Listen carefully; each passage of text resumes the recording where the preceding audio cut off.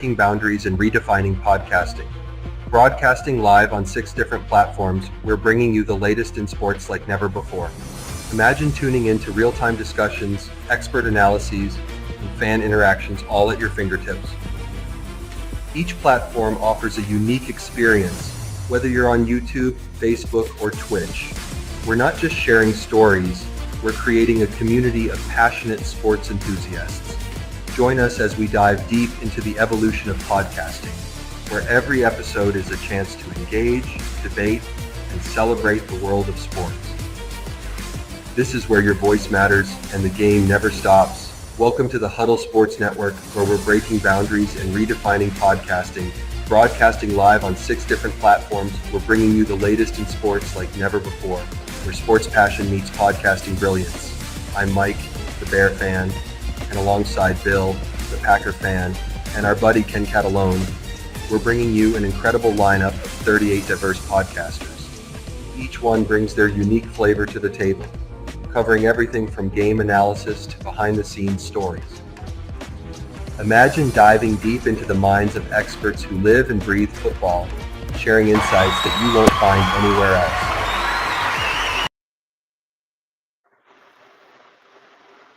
What's up, guys? And How's it welcome going? to another wonderful Saturday that's absolutely covered with rain and all kinds of nasty stuff here in Iowa. But here we are. What do you guys think? It's Bear Week. We just got done with a game that a lot of people thought Kirk Cousins was going to come back and have his revenge game, and Sam Darnold and our offense went off. I mean, that was something cool to see. What do you guys just give me your initial thoughts on all that? Yeah, that was a pretty intense game. The first half, obviously not what you wanted to see. It was kind of tit for tat, and it looked like, okay, great. This running game on Atlanta's going to just roast us all game, and it's going to be another one of those games where he had high hopes, and Atlanta's just going to stay too close. And then the third and fourth quarter happened, and yeah, JJ'd at us and just lit it up. It was awesome. Yeah, I was not expecting it to be that close in the beginning. Our defense just didn't seem to wake up till about halfway through the third quarter. I don't know what that was about, but hey, they've played well enough. They got the job done, and like I said, the offense just took off. Yeah, pretty impressive. Before we get too far into anything, so last week we shared the news, Randy Moss's video, and we were kind of speculating, he was having some issues. It turns out that Moss is actually a cancer survivor, and he did leave a little bit of a clarity video. The video doesn't show up too great on here, but we're going to go ahead and play it anyways for the people to see what Moss had to say. So I did have cancer. They found it in the bile duct, right between the pancreas and the liver. I had a 6-hour surgery. Been in the hospital for 6 days. So that's what I'm sitting here representing, man. Being able to understand that I am a cancer survivor. We made it through. And for that, I thank you all. Like I said, man, I'm good. I'm here with my family. That's Moss Cancer.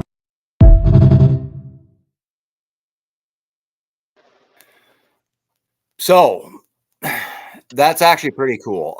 Moss now joins the ranks of cancer survivors and everything, and of all the other stuff that he does for the football community, being an NFL Hall of Famer and everything. Now he's firmly advocating for cancer research and everything. So just an awesome thing to see that that they were able to take care of that for him, and that they caught it in time. So, but let's move into some segments with the Atlanta game. Let's recap this thing here real quick, and then we'll see about trying to get some Bears fans on here. So things went rather well. The thing I didn't like seeing was how well Tyler Algier and Bijan Robinson were able to run on us. I think we might have underestimated that particular running back stable on that team because they got a lot more grounds against us or yards on the ground against us than what I would like. And I know that's something we talked about, Matthew, you and I last week. What do you think happened on that whole deal? Yeah, I think it's just a combination of Harrison Phillips being banged up over the last couple of weeks. And I mean, all season and all offseason, we've talked about how we just lack a stud interior defensive tackle, nose tackle, beefy type.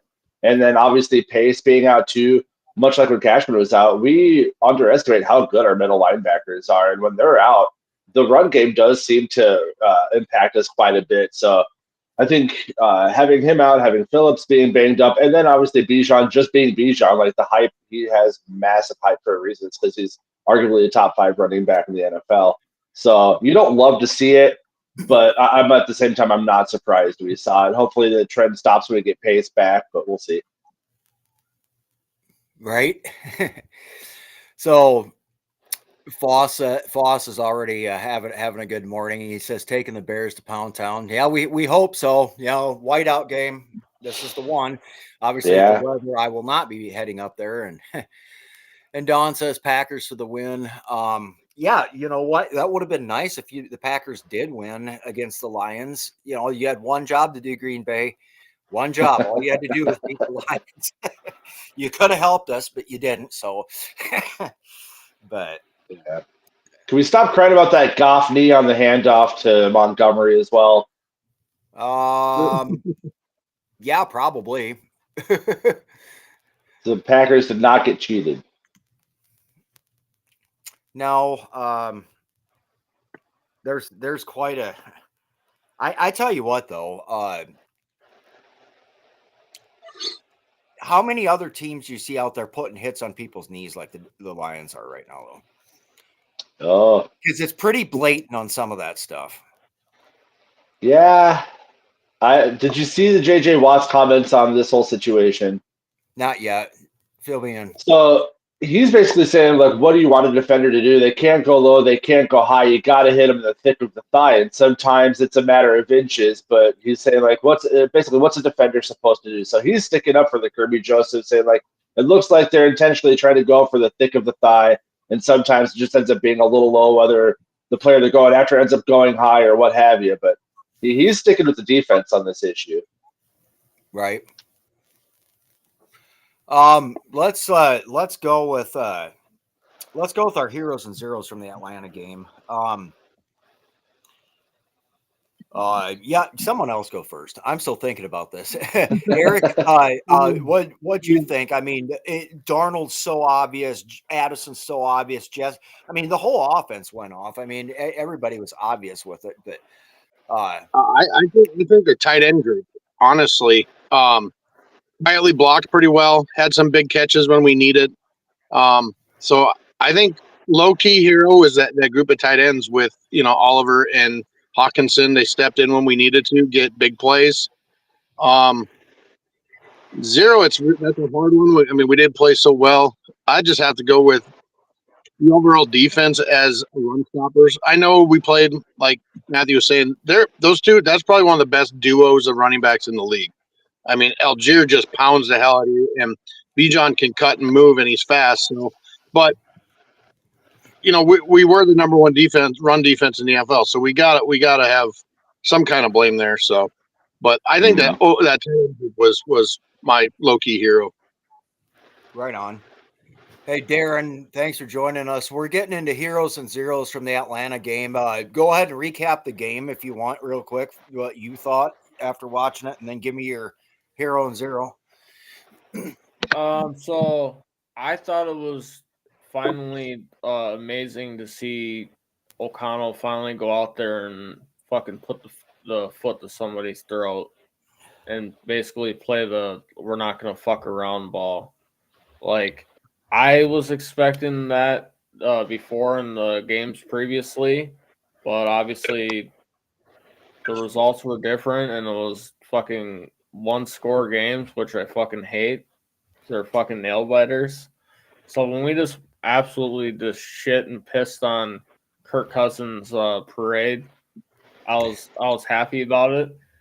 And the fact that Dorn. That so-called fucking secondary that they had was absolutely fucking bombarded by Justin Jefferson, Jordan Addison. Big day for those two.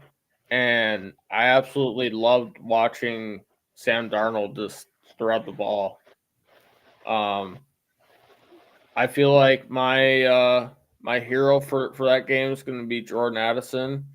He's really coming to his own, and we're finally seeing him mold well with Jefferson. And in my opinion, one of the top 2 best duels in the league for wide receivers. And my zero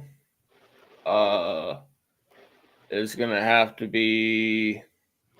I'm just gonna throw out Ed Ingram because everybody, in my opinion, didn't really have a bad game. But if you're on the fucking bench, there's a reason why you're on the bench, right?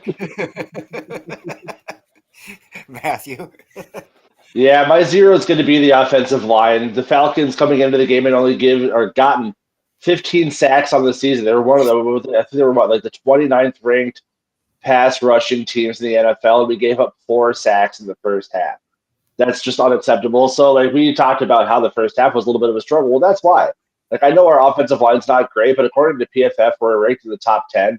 You can't give up 4 sacks to a team that's ranked near last in getting after the quarterback. So I don't know what the hell happened there. Obviously, our interior has been an issue all season. But even Brian O'Neill just let somebody come around the side, just basically unchecked. It was a super uncharacteristic game. My hero's obviously going to be Sammy Darr. It's a 5-touchdown game for the first time since Culpepper. Just absolutely slinging it. That big play to Justin Jefferson, which my joke hero is going to be the Falcons defense, because I don't know how a corner is going to be 5 to 10 yards off of Jefferson and then just fall flat on his face. Hilarious. But, I mean, Sam Darnold got out of the pocket. He extended that play on his feet for JJ to get open like that, where he could have very easily taken the sack. And he just let it rip. NFC Offensive Player of the Week. Obviously putting up MVP numbers. Let's go. Hell yeah. So I'm going to go a complete different direction because the heroes were obviously all of our playmakers on offense, and Darnold had the best game of his career. We finally put 40 plus on somebody. Felt good. I'm going to go way off into left field here, but my zero is going to be Jonathan Bullard on the D line. And my hero is going to be the guy that's been replacing him that should continue to do it, Jalen Redmond. That man had another fantastic game several times, up there, tackles for loss. Yes, they did run against us, but when Redmond got warmed up in the second half and everything else, he was out there and he was making them stops. He's starting to get more snaps every week. I say start the dude. I don't know what the rest of you guys think, but I've seen enough of Bullard and I haven't seen enough of Jalen Redmond. That's all I know. Yeah, I mean, his stats over the last 2 weeks, he's got like 8 tackles, 4 tackles for a loss, 2 QB hits. Yeah, he's putting up numbers, and it's just another undrafted. I mean, we didn't get him an undrafted. I think he went to Carolina, but just the Vikings saw something in him, and he's making plays. Yeah. Yeah, I What mean, do you guys? it's incredible.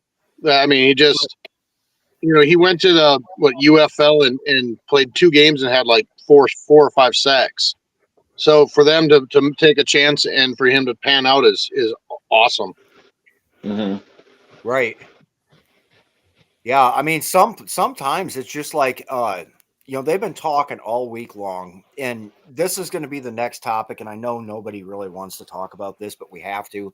I mean, it has been on Colin Cowherd, it's been on Dan Patrick, it's been on Pat McAfee. Everybody's talking about Darnold's. What are we doing next year? Are we bringing him back?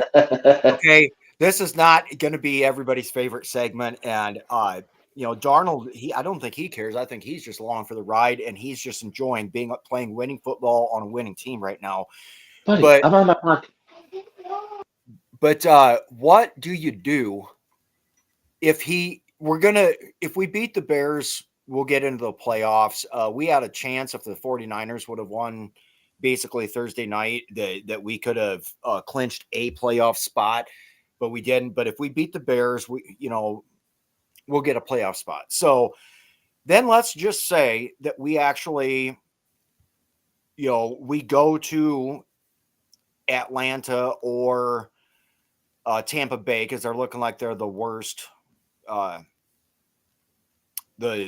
Going to end up being the worst division winner. So the best wild card team, unless I'm dyslexic on this, correct me if I'm wrong. I think the best wild card team plays the worst division winner, and the worst wild card team plays the second best division winner because the That's best usually how it is goes. the bye, right? Yeah, that's usually how it goes. Yeah. So if we were to go on the road and if things kind of stay the way that they are and we're something ridiculous like a 12 to a 14 win wild card team, we would go to whoever wins the South right now because the Eagles also have 11 wins. We don't know what's going on in the West. Somebody's got to win it. Who I don't know if it's going to be the 49ers ain't going to be it. They're damn near eliminated. It could be the Seahawks. I mean, who knows? Yeah. Which is for us because we go to Seattle, next week. So, I mean, our last 3 games are incredible. So it's going to be major, like, time to make a push to get primed for the playoffs with going to Seattle, then Green Bay and then Detroit all at the end of the season. I mean, it's all 3 playoff teams, potentially. So it's crazy. But let's say Sam Darnold gets us to the divisional round, or even if it comes down to an NFC championship between us and the Lions or us and the Eagles somehow. I'm not sure. There's different roadmaps for getting to that. At what point in time has he earned a spot to come back next year and actually get paid more than $10 million? Or do you just stand firm that the whole deal was he was to be here for 1 year as a bridge quarterback, and we are going with JJ next year? At what point in time do you say, yes, Darnold has actually played himself into earning another year, and it's a good problem to have? Here's the deal. The Vikings have the money. If they want to pay like a franchise tag, I think it'd be north of 40. But if they offered him like 1 year, 38 or something like that, they wouldn't even have to use the tag on him. They have the money to do it. I personally, and I get a lot of flack for this because everybody's like, nope, the whole plan has been JJ next year. That's what we're doing. Okay, fine. But I would personally feel a lot more comfortable because I think Darnold even knows that he's not going to go to any other team right now and have the kind of success that he's having on the Vikings. Just like Cousins, fell off hard in Atlanta, and Case Keenum never played another season worth of shit after he left Minnesota. And the offense that we have right now is drastically better than what Case Keenum had in 2017. I think Darnold knows he's in a good situation. I think he'd take a little bit less than a franchise tag. I would feel better having him around. And it's not to say if your plan isn't JJ McCarthy for 2025, you can't let him compete and try to take that job from Darnold. But the way Darnold's playing right now, like Matthew said earlier, he's on the outside edge of a very, very small group of quarterbacks for MVP discussion because that's kind of numbers he's putting up. And he's got the wins to go right alongside of it. He's got more wins than Lamar. Josh Allen's a better quarterback, but he's got wins than Josh Allen. I think that conversation has to start already. Like, I think that conversation has to start already with Sam, because the biggest thing for me was JJ was supposed to be his backup, learning and practicing and doing all. That's where he was supposed to be learning, and he hasn't. He's in the classroom or in the team group rooms on the sideline.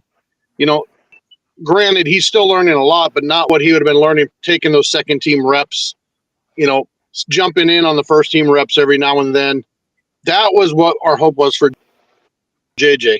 So that needs to start with Darnold already being, hey, JJ will compete, you'll compete.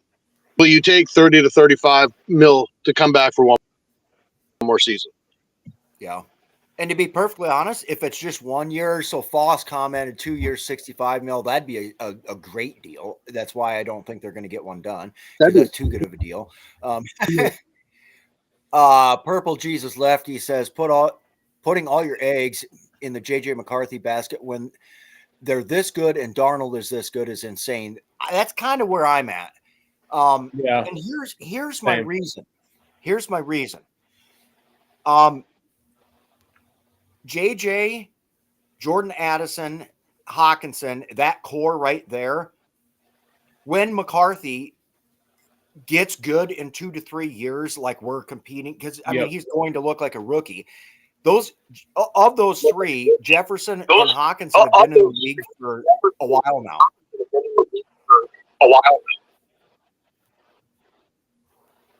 Was that me echoing? Yeah. Was that me echoing? Yeah. No. Oh yeah. Who's got their speaker on? Hello. Now, any rate, no. Here's the thing: those guys, Hawkinson and Jefferson, are in their prime. And if you think that, okay, I can't even. This is driving me nuts. Yes. Where's the echo coming from? I don't have my headphones. Is it me? Might be. Okay. Let me leave and come back. Okay. But my point is, what I'm saying is, Okay. Hawkinson and Jefferson are in their prime right now, and by the time McCarthy, let's say he's starting to compete and getting to the playoffs by 2026, 2027 at the latest, those guys are going to be at the end of their window. If we think that we're going to possibly have a shot at going to a Super Bowl or, God willing, win one someday, that trio is what's going to get us there with Addison, Jefferson, and Hawkinson. We need to be striking right now this year, just like what we're doing. And the fact that Sam Darnold panned out is a godsend, because there's a lot of us in the beginning of the year that thought, well, great.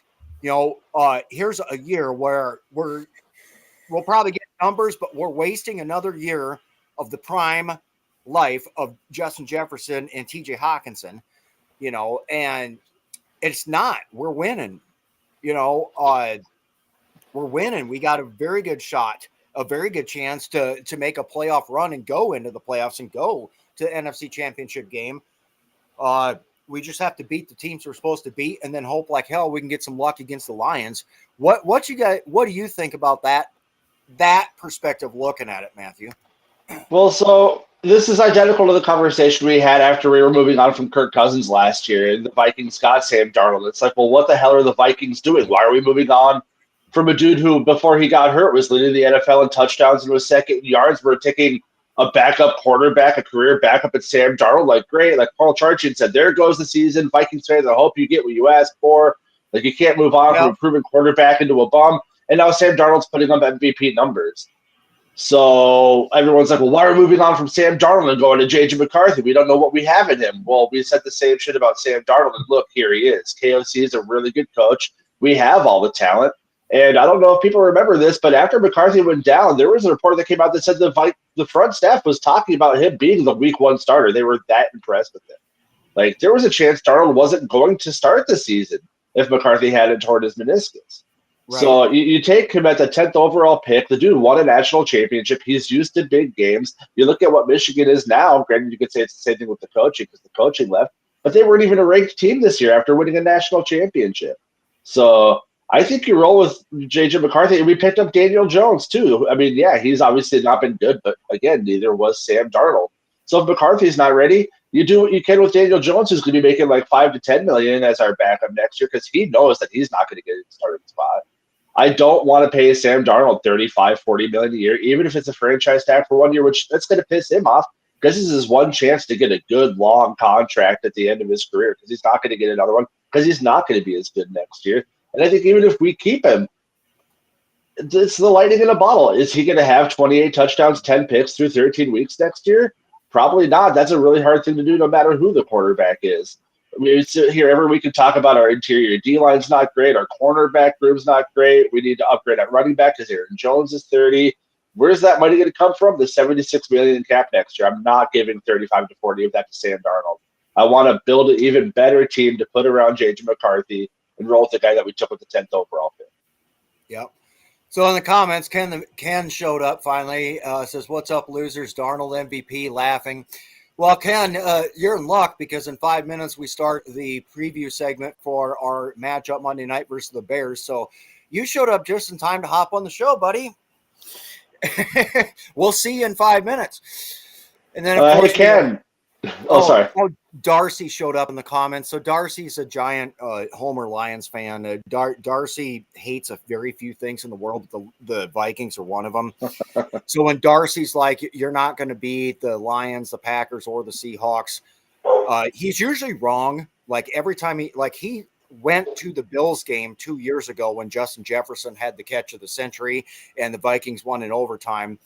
As a Lions fan, Darcy went to this game to root against the Vikings and for the Bills. So Darcy's kind of like the bad luck charm. So when you see Darcy commenting, you can take that you can take that with a grain of salt. But pretty sure we're going to beat the Packers. So. Yeah, I'm pretty sure we'll beat the Packers and the Seahawks. The Lions have proven to be very difficult, and we have to go to their house. And to be honest, losing by a field goal in our own house, we squandered that one. That we should have won that. We hurt ourselves on that deal. But Ken says, "What preview? You think it will be a game?" Yeah, I do, Ken, and I think you should come on and talk about it because everybody's saying the Vikings are just going to mollywop the shit out of the Bears. Yeah, obviously haven't watched Vikings versus. Even Packer fans are predicting a astronomical number like 140-3. So It'll be a 3-point win like it always is when we play the freaking Bears, just because it's the Bears. Well, did Ken forget they got 11 points in 22 seconds? Good luck doing that again. Right. Yeah, and you're not coming into our house just kicking fucking field goals to win the game. Not happening. Yeah. Not this unit this year. Yep. Oh, here's Matt Henry. He's one of our Bear fan friends that watches every week. What's up, Matt? How you doing? He says, "Good afternoon, Bear Down." Yep. We have I feel like it'll be a good game. I tell you what, I brought Hannah up to her first game last year when the Bears played. And that was the beginning of the end of the Pastronaut experiment. And the Bears did win. I've never, that was the first time in my life I've been to probably 15 to 16 Vikings versus Bears game. Never seen the Vikings lose against the Bears up until last year. So it just goes to show that anything can happen. Granted, this year is definitely not last year, but we do know the Bears are going to play us tough, and anything can happen in a divisional matchup. So, not happening, Dorn. Not happening, Dorn. Ain't going to be no 9-9. I remember at the beginning of the season, Dan Orlovsky was saying that if Sam Darnold plays an entire season, he's going to put up more yards than Caleb Williams, and he was just berated for that opinion. Look, here we are. Right. Yep. Well, so okay, Dorn now says could come to a tie 9-9. Well, earlier, Dorn, you said 142-3 Vikings. I mean, which one is it, Dorn? Come on, man. A tale of two halves. Halftime tied 9-9, and then we put on 100 points in the second half. You know how back in the 90s and early and mid 2000s, the Vikings were always definitely a second half team all the time. Yep. Mm-hmm. And we're getting to be that way again. First halves, and then all of a sudden, just that halftime talk in the locker room just motivated everybody. Right. Well, we started the season though the first drive. You know, we were like, I think after our first 5-game win streak, we had like outscored our opponents in the first quarter by like 40 points. So if we can get that team back plus this team, reason we can't be putting up 40, a game. Right. Well, also a part of that is I think throughout the first several games, everybody thought the Vikings were just going to be a joke and that You know, like, yeah, wait till they play us, and then holy shit, we're down, 24 points at halftime or whatever. And then, people started watching tape, people started figuring it out. And then we started the thing I like, and the reason why I went there with that statement about the second half team is because Zimmer, his last 4 years as the head coach, could not make a halftime adjustment if his life depended on it. Yep. Every freaking week, it was a guarantee. Susie Colbert on the sidelines, what do you need to do differently? Oh, we don't. We just need to execute. No, dipshit. You've been figured out. Like, everybody knows what you're doing. Everybody's out coaching you. The player, do something. Well, KLC has been doing a real good job when shit just doesn't work. He's not afraid to switch stuff up in the second half and go to what does. Whether it be just in the fourth quarter against the Colts, just legitimately forcing the ball to Justin Jefferson, but making shit happen that way, or that magnificent showing that he just did all last Sunday against the Falcons. I mean, the dude has been coaching some good ball. And that's why it surprises me that people are like, yep, KOC got out coached again and whatever. Everybody's going to have bad game. I mean, sometimes you just fall flat, like that Rams game. Everybody's saying he got out coached. They were on a 4-day, a very short week, coming off a very, very, very tough game that we should have beaten the Lions. We did. Also, he was going up against McVay too. Yeah. Well, and the Rams got Puka and Cooper Kupp back that game, and since then they've beaten the Bills. They just beat the 49ers. They lead their division. They're 7-6. Like, the Rams are not a bad team when they're fully healthy. We just happened to catch them on a short when they got back to being fully healthy. Yep, and now they're starting to win games too, which, I mean, they're not outside of the talk of being able to become a playoff team themselves. But we've hit our halftime thing here real quick. We got to run one quick commercial for you guys, and then we'll be back to discuss the Chicago Bears matchup on Monday night. Stay tuned. We'll be back in about a minute and a half. Welcome to the Huddle Sports Network, where we're breaking boundaries and redefining podcasting. Broadcasting live on 6 different platforms, we're bringing you the latest in sports like never before. Imagine tuning into real-time discussions, expert analyses, and fan interactions all at your fingertips. Each platform offers a unique experience, whether you're on YouTube, Facebook, or Twitch. We're not just sharing stories, we're creating a community of passionate sports enthusiasts. Join us as we dive deep into the evolution of podcasting, where every episode is a chance to engage, debate, and celebrate the world of sports. This is where your voice matters and the game never stops. Welcome to the Huddle Sports Network, where we're breaking boundaries and redefining podcasting. Broadcasting live on 6 different platforms, we're bringing you the latest in sports like never before, where sports passion meets podcasting brilliance. I'm Mike, the Bear fan, and alongside Bill, the Packer fan, and our buddy Ken Catalone, we're bringing you an incredible lineup of 38 diverse podcasters. Each one brings their unique flavor to the table, covering everything from game analysis to behind-the-scenes stories. Imagine diving deep into the minds of experts who live and breathe football, sharing insights that you won't find anywhere else.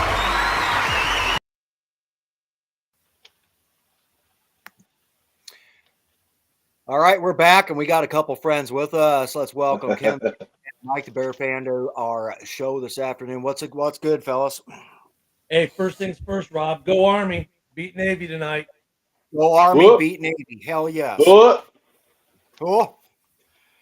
I think everybody in here's on that on the Army train this weekend. So, yes.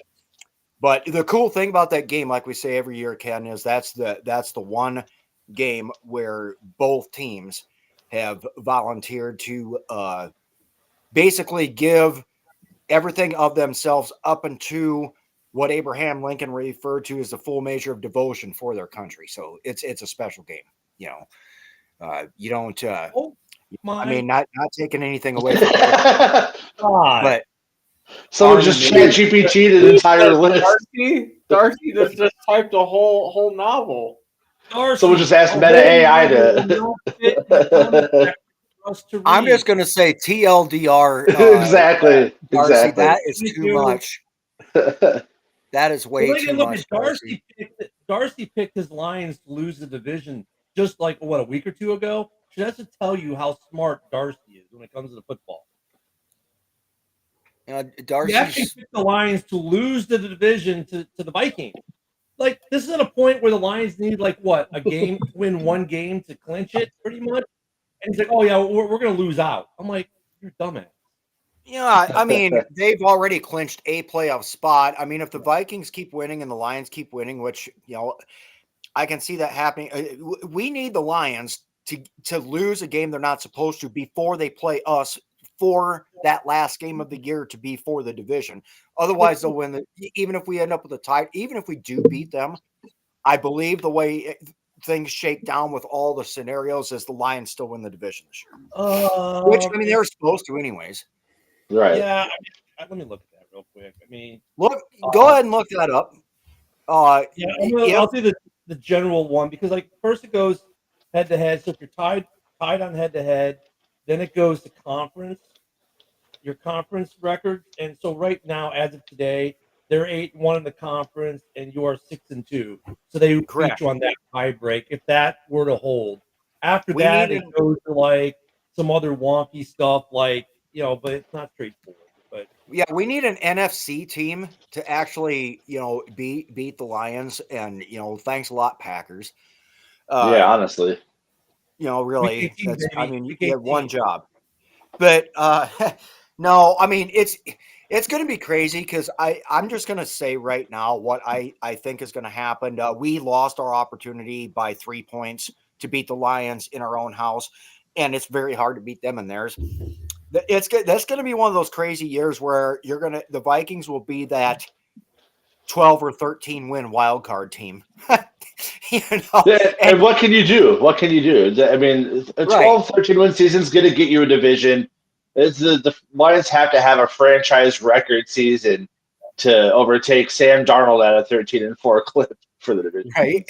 Yeah, Brian's got it there. That's the other thing too. So if it's conference record, let's say it's tied, then it goes to head-to-head opponents after the straight record. So the tie breaks are fairly simple initially, right? It's wins division record, conference record. If those are tied, then it goes to head-to-head opponents. And Brian's got it right there. They beat the Rams. You lost the Rams. I think right there, that's where you become the wild card team and they win the division. If that's how that plays out. Right. I like Purple Jesus. He says we could be a 15-win wild card team. I like that energy. Keep that up. But in order to do that, first and foremost, once again, we will have to get a W against the Chicago Bears on Monday night. The Chicago Bears are coming to town. No matter what goes on, and I've seen seasons like this before where the Bears are having a down year and the Vikings seem to be on a roll. The Bears are that team that's they're going to play us tough till the last whistle blows, just like they did when we escaped out of there in Soldier Field a couple weeks ago. Since then, the Bears have had some changes. You don't have Eberflus as the head coach anymore. You got some guys nicked up. Some guys are performing better.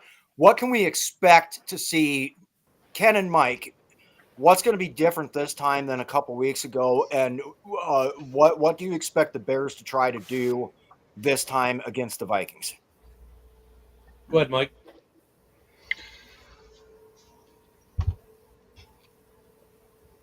Is he here? He's here.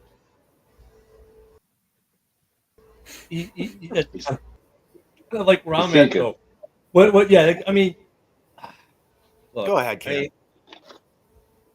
This is a hard game, period, right? We know talent level, the Bears have the players, right? We know they've got players. They've got guys that can perform. They got guys that can make this game a 1-point game, a W. I mean, he's got a mic issue, so okay. But he should be back now. Yep. They've got the personnel from that. I'll let Mike continue. Well, no, like you said, the personnel's there, the talent's there. We played division great. Subtract last week. We've been playing good ball. We just been losing. You know what I mean? But the bad thing is we're the only team in the NFL that hasn't, sad to say. And we started a record 4-2 and lost since. So our record's not that good. Thought it'd be better. I think we're going to play pretty good ball, but we got a pretty decent sized injury list right now. Like we got Ryan Bates, Dexter, Roshan, Swift, Blackwell, Hicks. I mean, our injury list is pretty substantial right now. So I think we're going to play good, though. I think it's going to be a one-score game. It could go either way, honestly. We're definitely overdue for a win, for sure. We play division great. I mean, what points only separate us three points in each game for the most part. So 7 I mean, points the game's wide open. What's that, Ken? 7 points total against Yeah. all three, amongst all three. I mean, that's pretty slim. Yeah, 3-3-1. Yeah. So you want to know what I hope you don't do? Win. Well, but yeah. So the Colts did this thing against us as to where they just dinked and dunked it all the way down the field. And see, this is the thing with the way the Vikings defense under Flores is set up. He'll give you that short stuff every time. You know, we got hurt with Gilmore being out, and I hope he can play because he does make a difference. And we found that out, you know, on a couple plays and everything. But whereas I don't necessarily think you're going to hit a super long bomb down to like Odunze or Keenan Allen or DJ Moore, whatever. I mean, that was an amazing play you guys had in that first game. I'm more worried that you're going to do very, very quick release, dink and dunk stuff, and that Flores will give you that. You guys will stay in the game the entire time and everything, even if it is field goals and, you know, whatever. If the Vikings don't get out to a very quick multi-score lead or whatever, this could be a really long day. And I think you guys are one of the prime teams out there that could take that, what we saw the Colts do against us, and execute that rather well with the guys that you have on your team and the skill sets that they have. That plays right into, you know, quick guys like Swift, the skill set that an aging Kellen has, and you know, a quick guy like Odunze, a rookie and everything, having that really quick hit type of stuff, just long sustained drives, you know, pick up 3 yards here, pick up 5 yards there, just keep the vision in front of us and whatever, just keep matriculating that ball down the field like that old Kansas City coach used to say and everything. And the thing that I'm worried about is the Vikings are more than happy to let you do that because they think that they'll be able to come up and make chunk yard plays, you know, to counter that and whatever else. I don't want our defense on the field longer when the freaking offense is, because you guys are just chewing us up on the ground. And then with the screen game and play action options, all that kind of shit. That's right now it looks like you're going to get a steady dose of Travis Homer. So I don't think that's going to happen, Rob. I mean, right now Swift is out, Johnson's out. That's running back 1, running back 2, or 1A, 1B. But are they out? Well, they're not right now. As of Friday, did not practice. They did not practice. Yeah, it's not updated yet.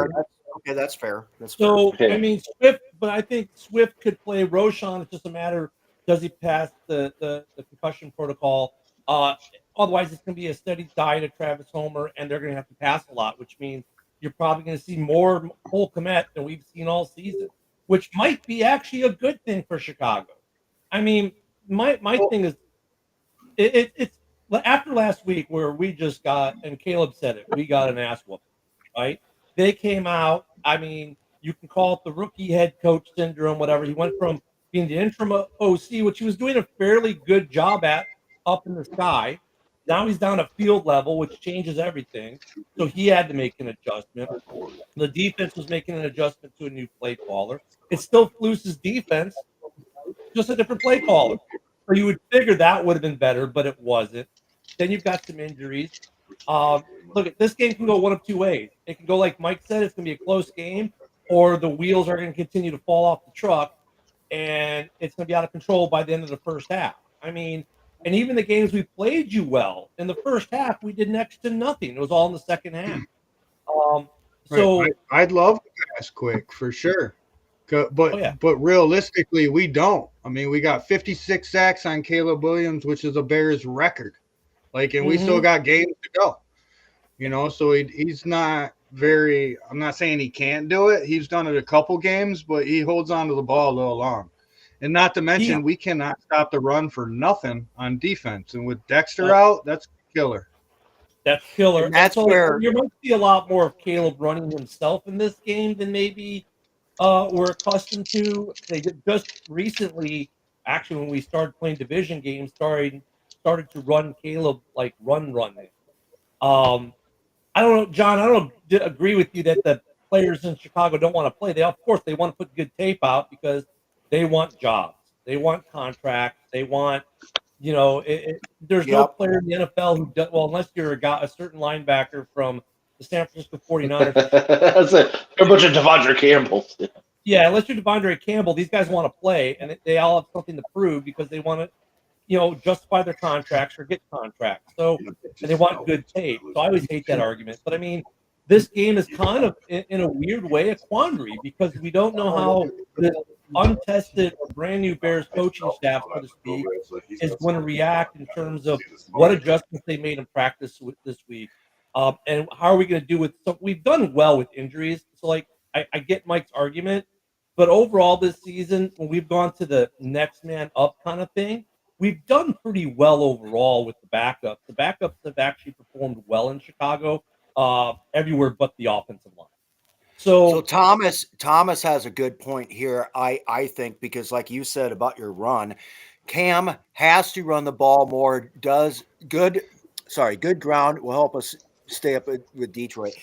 Now, I agree on that because of the fact that Cam Akers is a bigger back than what Aaron Jones is. If we can actually get 3 to 4 yards of running up the middle with Cam Akers and whatever, and then use Jones on his skill sets in the screen game and perimeter runs and everything else, that will help wear down your defense, your interior defensive line, which is better than ours right now, Ken. And if Cam Akers can get it and they can convert the first downs, as much as you'd like to see Sam Darnold and the weapons put on a freaking aerial display again, like what they did last week, don't run that fucking thing up the gut. And that's where I feel like Cam Akers should have a game this week, but we'll see what happens. Well, I mean, you need to, because look at even the last game. I love some Vikings fans. Oh, JJ, and everyone's going to tear it up. JJ was persona non grata for the most of the game last time. Why? Because JJ's coverage. So the coverage is still there. The coverage guys are still there. You're going to make your hay on the ground because we can't stop the run, it seems right now. You'll get some passes to Hawkinson, but you're not going to get the big spectacular play to JJ. If anything, it'll go to Addison. Addison's the one who killed us, right? So and there's 3 of them. See, so you guys shut JJ the fuck down. What did they do? Addison had 160 multiple touchdowns. Hawkinson 107 or 110, 117. Yeah, I mean, Jones JJ, had over 100. That's the problem right there. Now look, we didn't have Brisker. I don't know if Brisker might play. I haven't seen the final on that, but we didn't have. I'm sorry. This is my Saturday sleep in, Rob. That's why I don't plan it. I just have to be on X and saw you. But no, we got a little healthier in the secondary since last time. So I mean, really, it's going to be the question. One of the 3 will probably burn us. It probably won't be JJ. I'll just put it that way. And so, can they take Addison away this time, or they can take Hawk away? Because we do have some people back, but your run game is what you're going to have to work as you have to hit us with. Aaron Jones is a bear killer. I mean, look at week 1 of last year. He took that game over and gave Jordan Love a win that should have been a loss. So, yeah, Packer fans, I said it. Aaron Jones is a game wrecker. He can control that whole game. And having, and Cam isn't he's not maybe his former self, but he's still good. So if you're running the ball well, that's all you're going to have to do. And you'll get the dink and dunk stuff on us, too, because we're not getting pressure. Montez Sweat's played the whole season injured, and it shows in his numbers. we still don't have the other edge rusher, which we need to address at some point. We got a young rookie who's showing promise, but I knew he wasn't going to be the guy to start the season. He's getting there. We're kind of like where we were last year before we got Sweat. We get close, but we don't get home, right? Like the quarterback feels the breath, but just doesn't get the touch. You know what I mean? Does that happen with Sam Darnold this week? Do we get to Darnold some? I think he's a quarterback we could probably get to more. And we He's can maybe pretty force him elusive. to Did you mistakes did you more. watch? Did you watch against because the Falcons were beating the shit out of our offensive line, unbelievably so. And Darnold, I mean, he was escaping and making shit happen. Yeah, they got him a couple times, way more than they should have. I think we But- can get him more up here in the game where he's going to make a mistake or two. I mean, that's what you have to do with Darnold, and Goff for that matter. You have to shake their confidence enough where you get a little bit in their head. The Bears did it last year to Goff, right? That's what you got to do with Darnold. And Darnold's having, I mean, like we all thought, I still thought you guys were a 10-1 win team even with Darnold, but Yeah. no one saw this. But he can be got, and he's going to have a game still this year. You rather him have that game against Chicago this week than in round one of the playoffs. You know what I mean? So I'll take it versus Seattle. Yeah, I don't want to breathe through. if we can get a win out of it, but if it's going to be one of those things where we probably do have another not. Darcy doesn't know what the fuck he's talking about, but we do probably have another loss. We probably do have another loss in there. It's just going to be the one that you don't really see coming. Well, this would be that game because who sees the Bears as being? I mean, look, outside of us Bears fans, really, in the national media and everywhere else, who sees this Bears team being competitive on Monday Night Football with what just happened last week and all the turmoil? And the line is, the Vikings are. Go ahead. I said the Vikings are -7, which to me is disrespectful to Chicago because, like we just talked about, the 3 division games Chicago's had, they've lost by a combined 7 points. Caleb Williams, he's just lighting it up in the second half of games. He's not going down without a fight. The fact that we're favored by that much is honestly kind of crazy. This game makes me nervous personally. I mean, yeah, the Bears are on a second game head coach, but then we don't know what he's going to do. So, I mean, Eberflus, it's like, okay, well, we at least know he's going to make dumbass decisions, but I'm legitimately nervous for this game. I don't think it's going to be easy at all. Williams has been controlling the ball well. He hasn't gave up an interception in 7 games, 255 passes, which is a rookie record and a Bears record, not to mention. But back to the Brisker thing, Ken, we do miss Brisker. I know I do. He's still on injured reserve. He's not off yet, but I believe he'll be back before the end of the season's over. We do have Kyler Gordon back, though. We didn't have Kyler Gordon, I don't think, in the first game. I think his first game. Did we have Kyler Gordon back in that first game? I can't remember if we did or didn't. But for us, it's good. Look, for you guys, it's going to be run the ball. The pass rush isn't there right now, especially if Dexter Jr.'s out. If Dexter's out. You guys got to run the ball. Offensively, really the offense, the run game might be Travis Homer at this point. Travis is showing, look at fans in Chicago love Travis Homer because he's shown passion, right? He can be a pretty decent runner, but so you don't know what to expect out of Travis Homer, but the pass game is going to be alive. And Rome has been playing a lot better. He's getting better separation the last couple of weeks as he's finally figuring things out in the NFL. They found this thing with Keenan Allen and Caleb, and that doesn't take more than a second and a half for that to happen, right? It's pretty quick with those two. So the short pass game, like you said, Rob, that's how we could get you on these dink and dunks with those guys.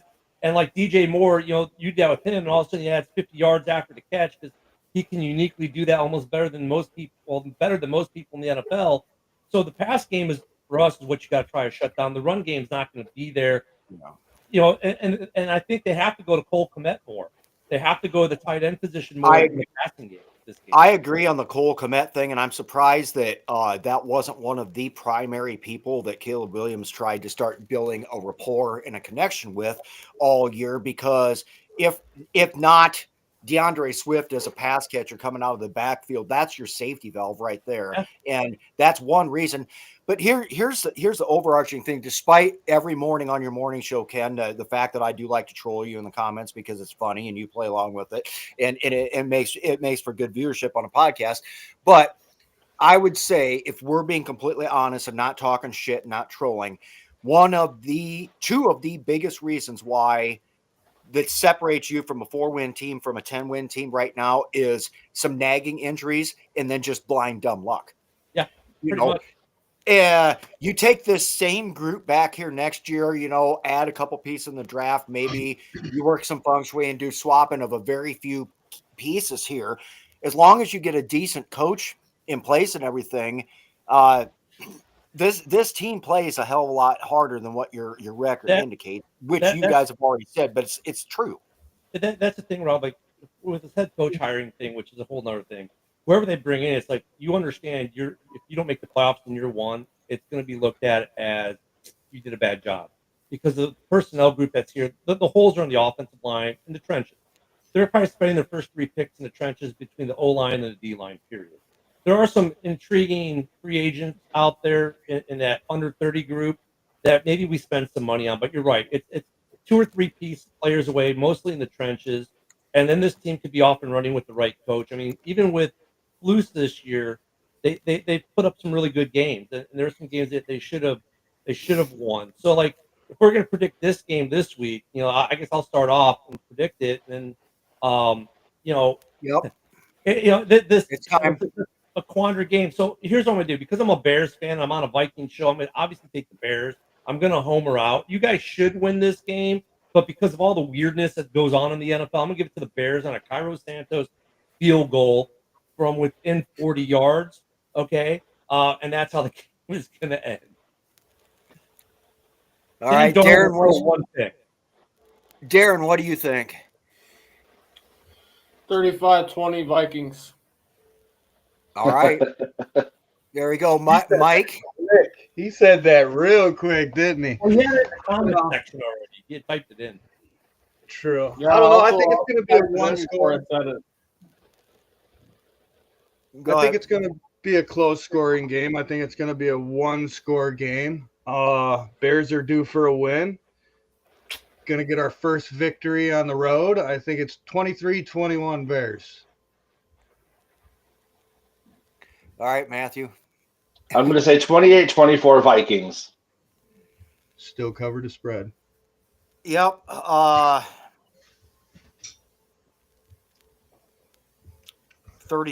Vikings. I love the Bears. My heart. I think my heart can't take a 3-pointer. I didn't get a score yet. I'm gonna give my score. It's gonna be 22-21 Bears by 1 point on that Cairo Santos.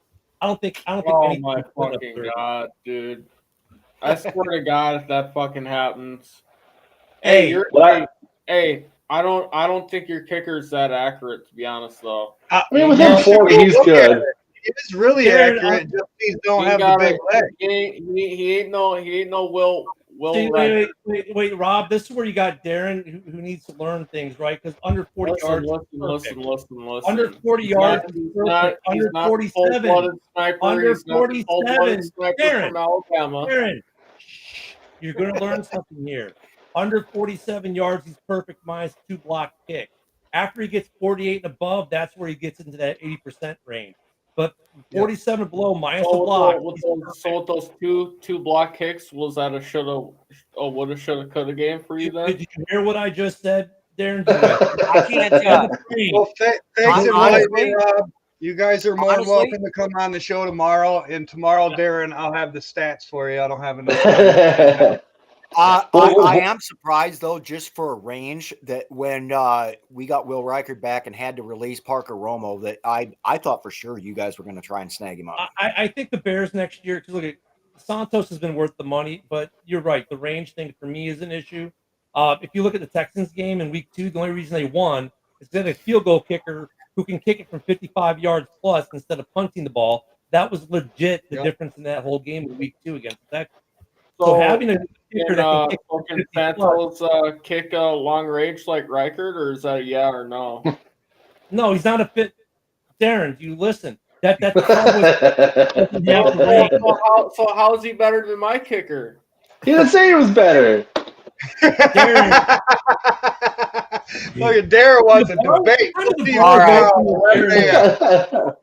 Darren's All right. been Well, hitting I hard, want to man. thank everybody for watching. We are out of time and everything. We will be back here same time next month. Don't forget to check out Skull Gang 365 at 8 o'clock tonight with Darren. And then Ken is on every morning with Ken and Ken in the morning at 10. And Mike, when are you running the Hallis Hall report? Tomorrow, 11 a.m. Wednesdays and Central. Sundays. Already, tomorrow's going to be a test run on using the new studio and X as well. So, awesome. All right. Well, Skull. Good luck, Skull. We will see you guys next time. Go Bears. Bear down. See you tomorrow, Darren. This is a Huddle Sports Network broadcast. You can find us on Roku TV, Amazon Fire TV, Facebook, and of course YouTube. Get all your NFL news here first.